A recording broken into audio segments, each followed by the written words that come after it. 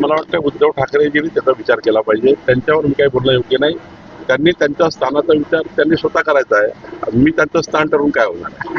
त्यांनी तुमच्याकडे स्थान मागितलं तर राजकारणामध्ये काही कोणी परमनंट मित्र नाही, कोणी परमनंट मित्र नसून कोणी परमनंट दुश्मन नसतो. ते समाजाच्या शेवटच्या माणसाच्या विकासाकरता जेव्हा जेव्हा ज्या बाबी येतात त्या बाबी आपण समोर नेतो. आज मला असं वाटतं की उद्धव ठाकरे साहेबांनी याचा विचार केला पाहिजे की त्यांचे आमच्यासोबत जे असताना जे स्थान होतं, म्हणजे मी बघितलं आहे 14 ते 19 मध्ये, मी आई महालक्ष्मीच्या समोर सांगतो की देवेंद्र फडणवीसजींनी उद्धव ठाकरेंना मोठ्या भावाच्या भूमिकेबद्दल बघितलं आहे. 14 ते 19चा अभ्यास जो मी मला आहे, 5 वर्ष मंत्रिमंडळात मी होतो.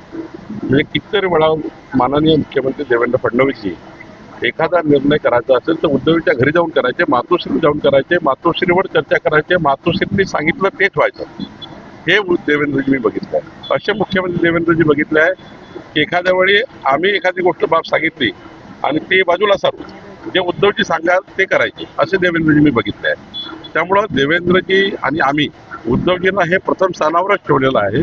ते होतेच त्या स्थानावर आणि त्यांचा कधीच अपमान आम्ही केला नाही. त्यांना कधीच आम्ही क्रिटिसाइज केलं नाही. पॉलिटिकल आम्ही एखाद्या विरुद्ध बोलू, पण भावनिक पद्धतीने, पारिवारिक पद्धतीने आमचं स्थान हे उद्धवजीच्या वेळी आणि आताही तेवढंच महत्वाचं आहे उद्धवजी करता. आणि उद्धवजींना देवेंद्रजींनी मोठ्या भावाच्या भूमिकेतच आतापर्यंत त्यांची भूमिका ठेवली. म्हणजे त्यांच्या प्रस्तावावर सकारात्मक जर आला तर सकारात्मक आहे. आज तो माझा पॉलिटिकल, आज माझा तो इथे काही सांगण्याचा विषय नाही, पण मी भूमिका सांगितली की भारतीय जनता पार्टी म्हणून किंवा देवेंद्र फडणवीसजी म्हणून जे मला माहिती आहे, आईच्या साक्षीने मी सांगतो की देवेंद्रजींनी उद्धवजींना मोठ्या भावाच्या भूमिकेत बघितलं. रोकठोक महाराष्ट्राला सबस्क्राईब करा आणि बेल आयकॉनवर क्लिक करायला विसरू नका.